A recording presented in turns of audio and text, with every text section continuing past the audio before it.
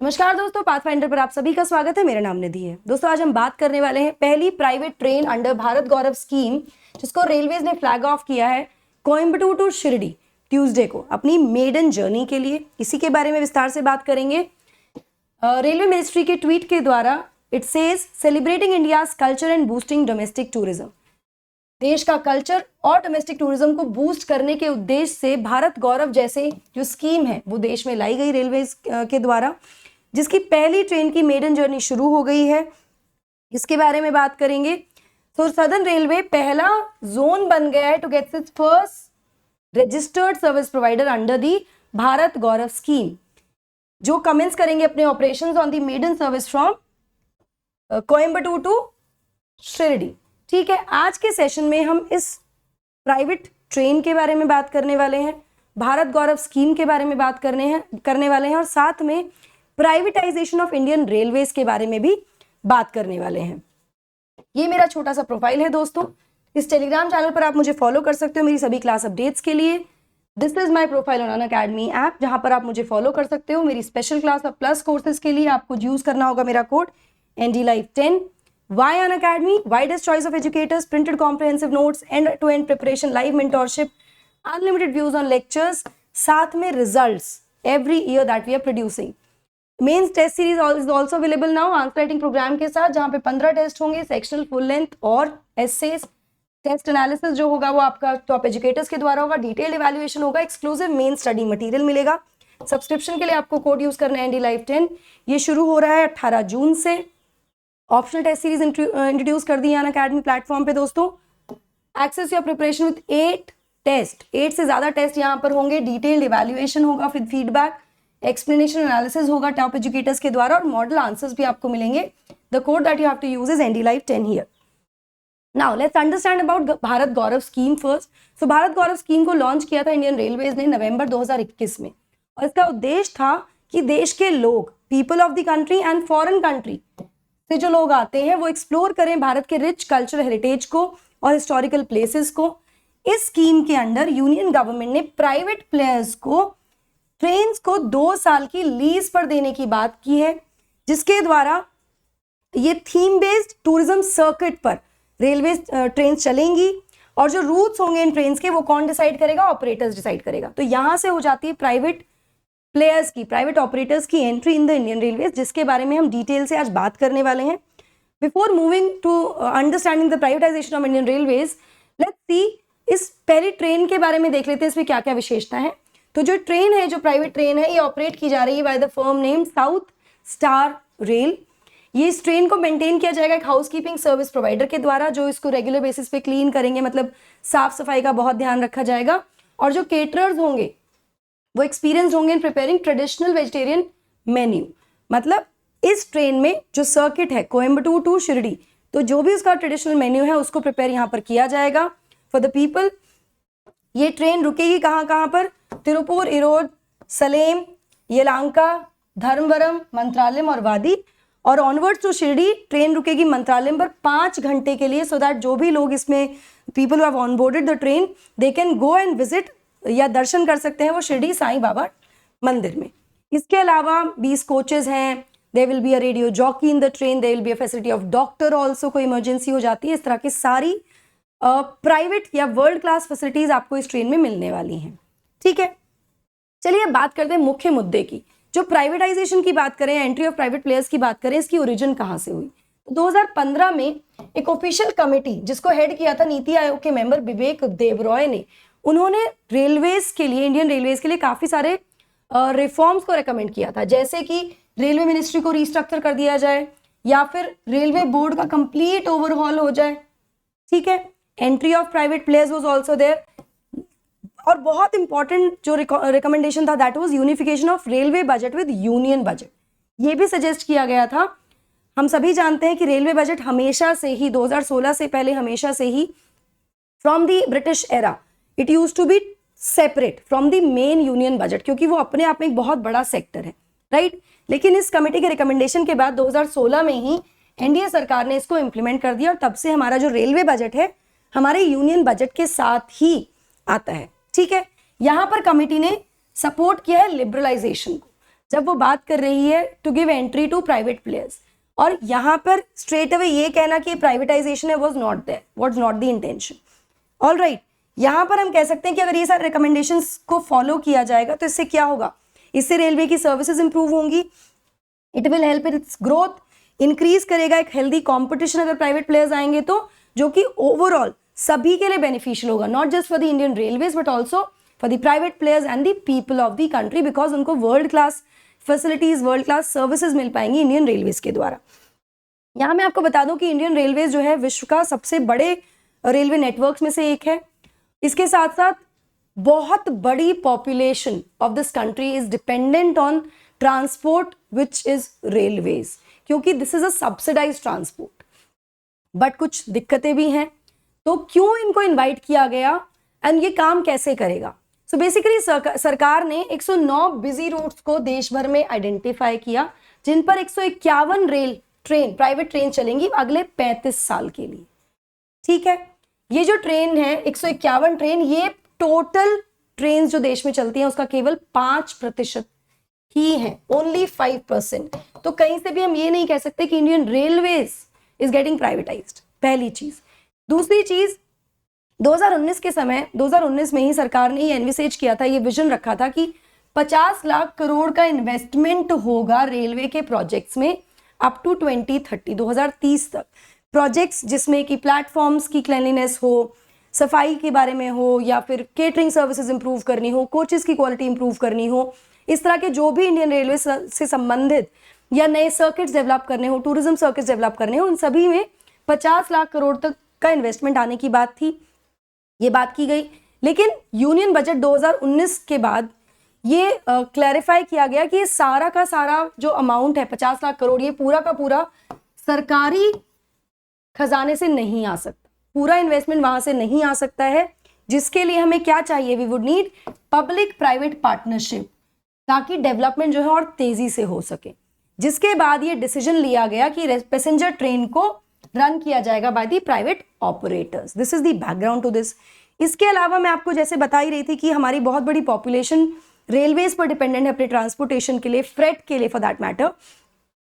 Train seats relatively कम है इस समय, जो डिमांड है वो ज्यादा है और उनकी अवेलेबिलिटी कम है अधिकतर बिजी रूट्स पे, जिसकी वजह से क्या होता है, वेटिंग लिस्ट होती है, ओवर क्राउडेड ट्रेन होती हैं, लोग ऊपर चढ़ चढ़ कर जाते हैं ट्रेन पर, है ना। और साथ साथ रेलवे अपना बिजनेस भी खो रहा है to other modes like roadways and airways. लोग को लगता है भाई टाइम लगेगा, वेटिंग लिस्ट है, चलिए रोड से चले जाते हैं या फिर एयरवेज का यूज करते हैं। ठीक है, अगर नई मॉडर्न ट्रेन्स लानी होगी तो उसमें क्या लगेगा, उसमें हैवी इन्वेस्टमेंट लगेगा in rolling stocks like coaches बनाने पड़ेंगे नए, इंजन्स लाने पड़ेंगे नए, है ना, सॉरी, जिसके लिए पैसा लगेगा। पैसा कहां से आएगा, पीपीपी, पब्लिक प्राइवेट पार्टनरशिप। इसके साथ साथ इस पूरे चीज को इंप्रूव करने के लिए, नई ट्रेन चलाने के लिए operation cost and man power cost, electricity cost, ये सब भी लगेगा।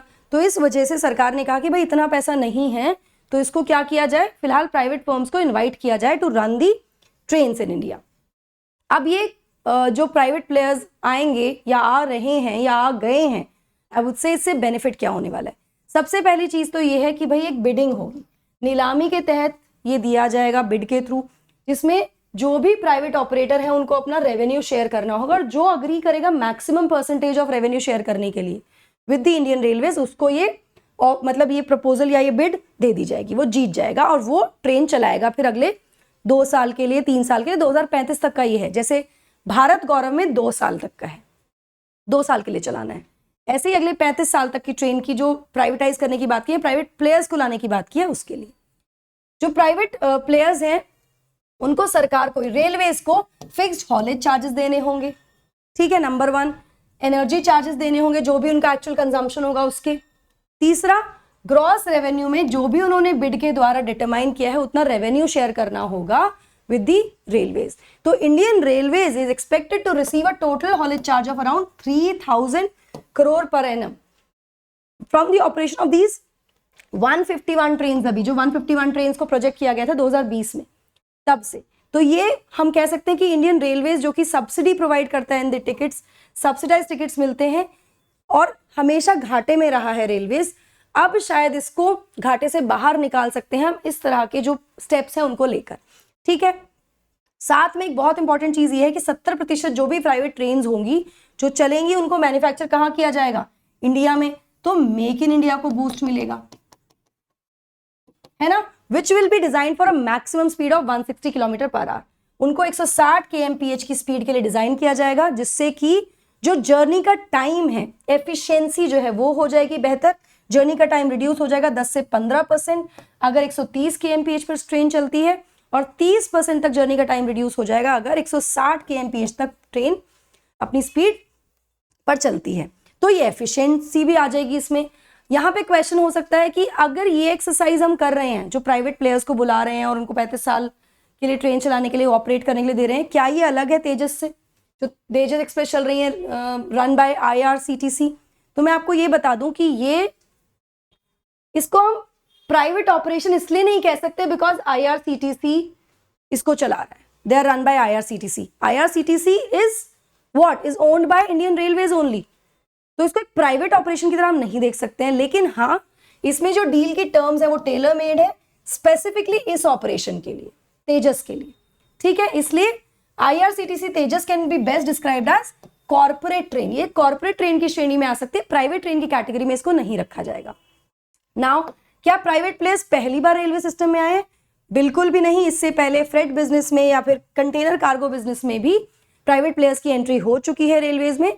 जहां पे जो कंटेनर कार्गो बिजनेस है वहां पे तो ये जो प्लेयर्स हैं इनका जो रोल है वो इतना है कि they can decide their own rolling stocks and even develop their own business models also here. तो ये पहली बार ऐसा नहीं हो रहा है देश में। नाउ, क्या हम इसको एक कंप्लीटली भारतीय रेलवे का प्राइवेटाइजेशन कहेंगे दोस्तों? तो जैसा कि हमारे दिमाग में भी क्वेश्चन रहा होगा कि हमारी जो एयर इंडिया है उसको भी वी हैव सोल्ड आउट, अब दिस रेलवेज को भी सोल्ड आउट कर रहे हैं, रेलवेज को भी प्राइवेटाइज करने की बात हो रही है। तो ये ऑपोजिशन और रेलवे यूनियंस दोनों ने ही इसको अपोज किया और कहा कि आप इसको प्राइवेटाइज करने की तरफ चल रहे हैं रेलवे सिस्टम को इसके द्वारा, जिस पर गवर्नमेंट ने अलग अलग ओकेजन्स पे अपना स्टैंड मेंटेन किया और कहा कि कोई भी ना तो प्लान है ना प्रपोजल है सरकार का रेलवेज को प्राइवेटाइज करने का। The government is working on PPP model, public private partnership model ही, इसके बारे में हमने बात भी की, because we need investment, the government need investment to improve the railways, correct. इसके लिए former railway minister Shri Piyush Goyal ji ने भी राज्यसभा में क्लैरिफिकेशन दिया था। क्या कहा था उन्होंने? Quote, I want to make it crystal clear that there is no plan or proposal to privatize Indian Railways. It will not happen. Indian Railways belong to the people of this country. It will remain so. Unquote. मतलब ये clarify किया गया था और ये आज भी stand कायम है कि प्राइवेट प्लेयर्स की एंट्री जरूर हो रही है ऑपरेट करने के लिए, लेकिन इंडियन रेलवेज को प्राइवेटाइज नहीं किया जा रहा है। ठीक है, चलिए यहाँ पर हमको मैं ये भी बता दूं कि हमेशा जहाँ फ्रेट में या जो कार्गो कंटेनर्स है वहाँ पर प्राइवेट प्लेयर्स को बुला लिया, जो पैसेंजर ट्रेन है वो हमेशा से इंडियन गवर्नमेंट की ही मोनोपोली रही है फॉर ऑलवेज। ठीक है, चलो अभी जो मेरिट्स है इसके चेंज के क्या क्या बेहतर होने वाला है, क्विकली एक ओवरव्यू देख लेते हैं। सबसे पहले एफिशिएंसी इंप्रूव हो जाएगी, एफिशिएंट सर्विसेज हो जाएंगी, केटरिंग, पंक्चुअलिटी, इन सब में हम देख सकते हैं कि एक बेहतर इंप्रूवमेंट होगा। पहली चीज, रेवेन्यू कलेक्शन इंप्रूव हो जाएगा, जहां पे अभी जो दोनों फ्रेट और जो पैसेंजर ट्रेन हैं उनको सिंगल एंटिटी मेंटेन करती है तो इम्बैलेंस हो जाता है प्रॉफिट लॉस का, ये क्लैरिफाई हो सकता है, रेवेन्यू इंक्रीज हो सकता है। प्लस मैंने आपको बताया भी, एग्जाम्पल भी दिया कैसे होगा। इंटरनेशनल प्लेयर्स को एंटर कराते हैं यहाँ पर तो नई टेक्नोलॉजी देश में आ सकती है, जिससे अकाउंटेबिलिटी इंप्रूव हो सकती है, जिससे कि हमारे जो एक्सीडेंट्स होते हैं वो हम रिड्यूस कर सकते हैं, तो दैट विल ऑल्सो हेल्प। साथ में हमें नॉर्मलाइजेशन करना होगा प्राइसेस का ड्यू टू कंपटीशन। थोड़ा सा जो प्राइसेस अभी बहुत ज़्यादा आए हैं, जो ज़्यादा प्लेयर्स आएंगे, बहुत ज़्यादा अगर प्राइवेट प्लेयर्स आते हैं ऑपरेट करते हैं तो they have to have competitive prices then, तो वो नॉर्मलाइज हो जाएगा, higher price range, of course we will be getting better quality of services. तो थोड़ा सा हमारी जेब पर भी पड़ेगा, लेकिन फिर भी according to the services, according to the quality of services, शायद हम इसको नॉर्मलाइज भी कर लें, है ना। तो ये सारी इसके बेनिफिट्स होने वाले हैं दोस्तों। Hopefully this is going to be a positive change in the Indian Railways. और इंडियन रेलवेज जैसे कि बहुत सारे इंप्रूवमेंट्स हुए हैं in the platforms and the coaches, और नई ट्रेन कोचेज आए हैं, नई ट्रेन लॉन्च हुई हैं। ये एक बहुत अच्छा कदम हो सकता है भारतीय रेलवे के लिए। Hopefully it works for the best. Now in the comment section you will tell me what are the tourist oriented या tourism oriented policies and plans that the government of India has made up till now. कुछ important plans के नाम आप मुझे comment section में बताएंगे। Iconic subscription लेने के फायदे क्या है? Personal coach, live mentorship, mains question answer practice, study planner and open house the educator. You can use my code NDLive10 so that I can help you in your preparation through and through। दोस्तों subscription के लिए आपको सिर्फ मेरा code use करना है। You will get discount when you use my code। EMI option is also available for loan 0 EMI। Pathfinder की weekly current affair test series चलती है हमारी हर सैटरडे को शाम को 5 बजे। एनरोल करने के लिए आपको सिर्फ मेरा कोड यूज करना है।